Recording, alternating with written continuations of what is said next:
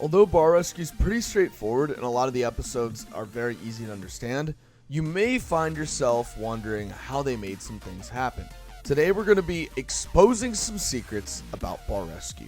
As always, before we get into the video, we ask you guys leave a like if you love Bar Rescue videos. Also, make sure to subscribe if you're new and you rock with the movement. Now let's go ahead and get right into the video. First up, we have Taffer's schedule is rough.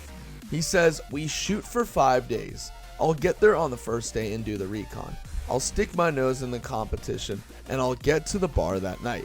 When I leave the bar that night, that's normally around 2 in the morning or so. Then comes day 2.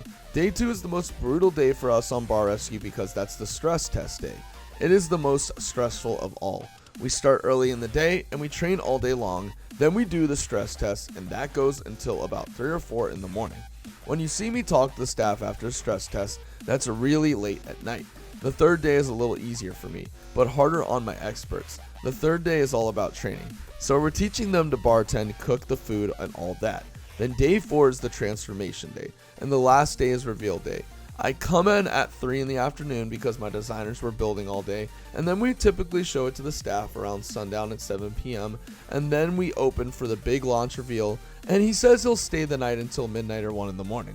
So to make a long story short, it's 5 12-hour days in a row.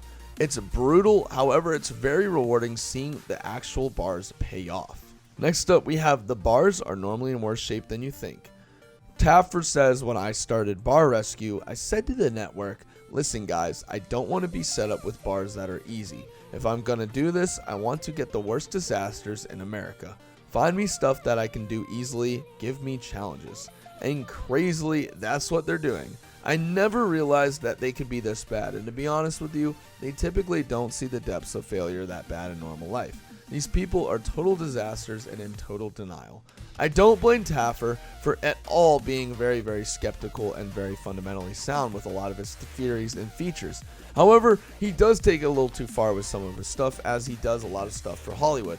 As he's yelling at the cast, he's making sure they're really angry, and the stress test of all is very hard to pass. Still, there are some staged moments, and you can tell overall, and it's really funny to see some of these things play out in the long run. It's awesome. Next up, we have the bar owners kind of know when Taffer's coming. This really gets me, he says. I've done 37 episodes of Bar Rescue. This will be the 30th that aired, and in almost of all rescues I've done. They think I'm going to come in one of the 3 bars in the neighborhood, so they're not sure I'm walking through the door, but they're pretty certain I will. You think after watching 20 or so episodes of Bar Rescue, they'd clean up before I come because they know I'm going to go ballistic, and they still don't clean up. I found that it speaks to why you're failing.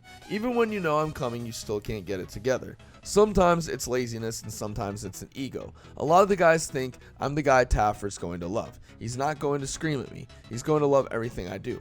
A lot of them are surprised to find the absolute opposite. You'd be stunned to find how many people say to my producers and such, oh, he's not going to scream at me. Everything's going to be perfect. And then I walk into an incredible, excuse my language, but crap hole. It's just remarkable, and it happens all the time. Taffer is at a loss for words sometimes with these people, and what they don't understand is he's just trying to go ahead and help the bar out. Lastly, we have, and it still surprises Taffer when the owners fight back. He says, it astonishes me to tell you the truth. Think about it. For some of these people, they're $900,000 plus in debt. They've lost their homes, their lives are on the line, they can't afford to buy me lunch, much less pay me a fee for being there. So I show up with a checkbook and 30 years of experience. You'd think they'd be thanking the heavens. It doesn't happen that way. In fact, they're very ungrateful and think that everything should be handed to them because they're in this position.